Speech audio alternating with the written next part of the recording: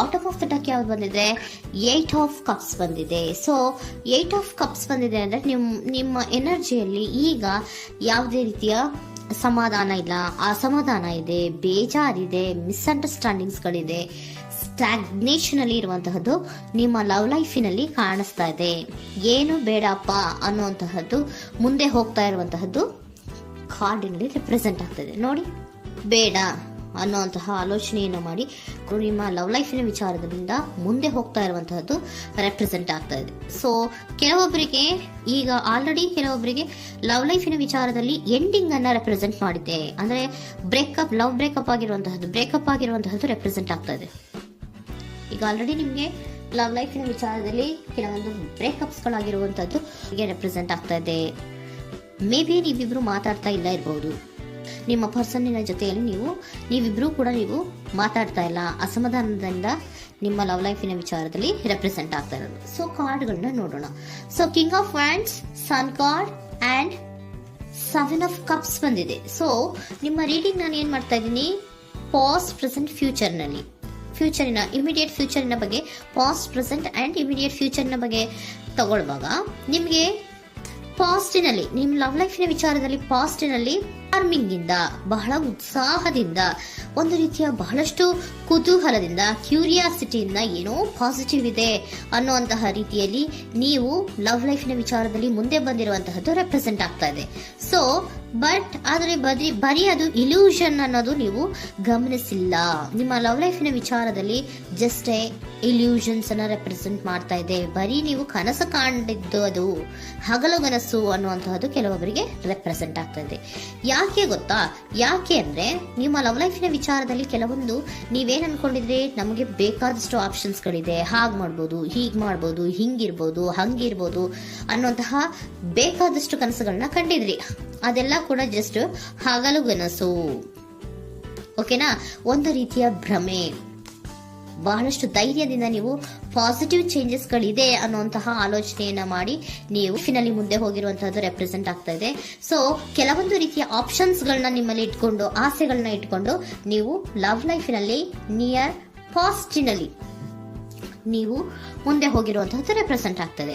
ಆದ್ರೆ ಅಟ್ ಪ್ರೆಸೆಂಟಿನಲ್ಲಿ ನಿಮಗೆ ಬಂದಿರುವಂತಹದ್ದು ಯಾವುದು? 5 of cups, 7 of pentacles and king of cups. ಏನ್ ಬಂದಿದೆ? 5 ಆಫ್ ಕಪ್ಸ್. 5 ಆಫ್ ಕಪ್ಸ್ ಏನಾಗಿದೆ? ಫೇಲ್ಯೂರ್ಸ್ ಆಗಿದೆ, ಅಳ್ತಾ ಇದ್ದೀರಾ, ಸಮಾಧಾನ ಇಲ್ಲ, ಖುಷಿ ಇಲ್ಲ, ಕಹಿ ಅನುಭವಗಳು ನಿಮ್ಮ ಲವ್ ಲೈಫಿನ ವಿಚಾರದಲ್ಲಿ ಆಗಿರುವಂತಹದ್ದು ಅಟ್ ಪ್ರೆಸೆಂಟಿನಲ್ಲಿ ರೆಪ್ರೆಸೆಂಟ್ ಆಗ್ತಾ ಇದೆ. ಯಾಕೋ ನಿಮ್ಮ ಲವ್ ಲೈಫಿನ ವಿಚಾರದಲ್ಲಿ ತುಂಬಾ ಬೇಜಾರುಗಳನ್ನ ನಿಮಗೆ ರೆಪ್ರೆಸೆಂಟ್ ಆಗಿದೆ. ಸೊ ಸೆಕೆಂಡ್ ಕಾರ್ಡ್ ಅಲ್ಲೂ ಕೂಡ 7 ಆಫ್ ಪ್ಯಾಂಟಿಕಲ್ಸ್ ಬಂದಿದೆ. Period of contemplation. ನಿಮ್ಮ ಲವ್ ಲೈಫಿನ ವಿಚಾರದಲ್ಲಿ ನೀವು ಆಲೋಚನೆಯನ್ನ ಮಾಡ್ತಾ ಇರುವಂತಹದ್ದು ರೆಪ್ರೆಸೆಂಟ್ ಆಗ್ತಾ ಇದೆ. ಯಾಕಂದ್ರೆ ನಿಮ್ಮ ಲವ್ ಲೈಫಿನ ವಿಚಾರದಲ್ಲಿ ಯಾವುದೇ ರೀತಿಯ ಮುಂದುವರಿಕೆಗಳಿಲ್ಲ. ಸ್ಟಾಗ್ನೇಷನ್ ಅನ್ನ ರೆಪ್ರೆಸೆಂಟ್ ಮಾಡ್ತಾ ಇದೆ. ಬಾಟಮ್ ಆಫ್ ದ ಡೆಕ್ ಅಲ್ಲೂ ಸ್ಟಾಗ್ನೇಷನ್ ಅನ್ನ ರೆಪ್ರೆಸೆಂಟ್ ಮಾಡ್ತಾ ಇದೆ. ಇಲ್ಲಿಯೂ ಕೂಡ ನಿಮ್ಗೆ ಸ್ಟಾಗ್ನೇಷನ್, ನಿಂತಲ್ಲೇ ನಿಂತಿದೆ, ಮುಂದೆ ಹೋಗ್ತಾ ಇಲ್ಲ.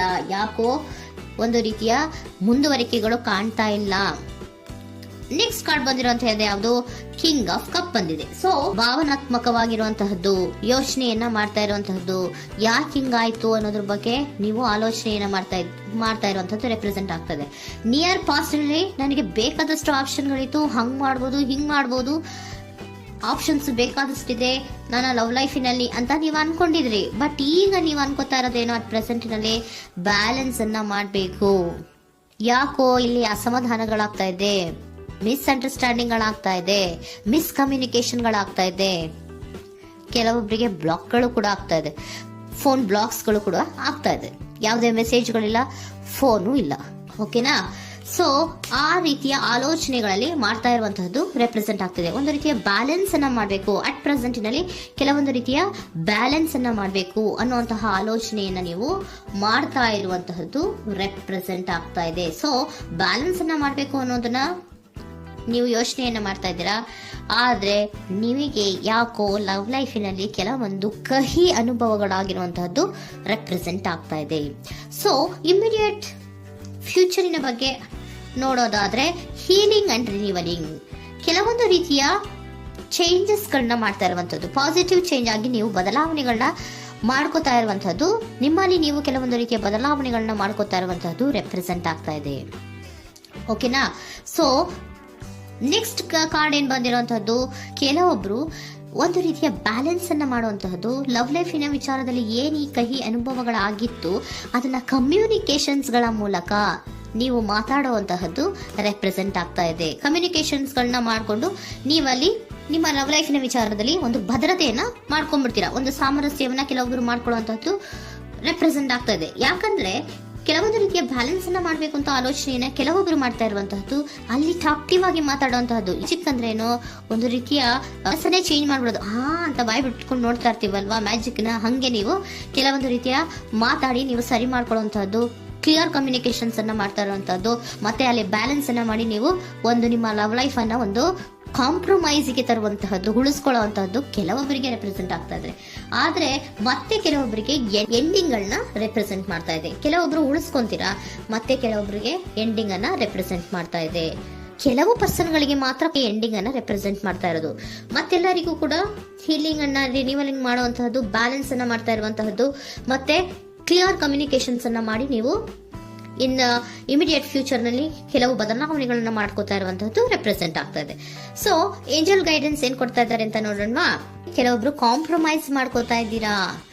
So next, in the near future ಅಂದ್ರೆ ಇನ್ ಸದ್ಯದಲ್ಲೇ ನೀವು ಕೆಲವೊಬ್ರು ಏನ್ ಮಾಡ್ತೀರಾ, ಮಾತಾಡಿ ಕ್ಲಿಯರ್ ಆಗಿ ಮಾತಾಡಿ, ಅಯ್ಯೋ ಬೇಡಪ್ಪ ಇದು ಸರಿ ಹೋಗಲ್ಲ, ನಾವ್ ಹಿಂಗಿದ್ರೆ ಸರಿ ಹೋಗಲ್ಲ ಅಂತ ನೀವು ನೀಟಾಗಿ ಮಾತಾಡಿ ಅವ್ರನ್ನ ಒಂದು ರೀತಿಯ ಕನ್ವಿನ್ಸ್ ಮಾಡ್ತೀರಾ. ಸೊ ಮ್ಯಾಜಿಕ್ ಪರ್ಸನ್ ಮಾಡೋದೇನೋ ಕೆಲವೊಂದು ವಿಚಾರಗಳನ್ನ ಕನ್ವಿನ್ಸ್ ಮಾಡ್ಬಿಡ್ತಾರೆ ನಮ್ನ, ಹಂಗೆ ನೀವು ಕೆಲವೊಂದು ವಿಚಾರಗಳನ್ನ ಕನ್ವಿನ್ಸ್ ಮಾಡಿ ಕಾಂಪ್ರಮೈಸ್ ಅನ್ನ ಮಾಡ್ಕೊಳ್ಳುವಂತಹದ್ದು ರೆಪ್ರೆಸೆಂಟ್ ಆಗ್ತಾ ಇದೆ ಇನ್ ದ ನಿಯರ್ ಫ್ಯೂಚರ್ ಅಲ್ಲಿ.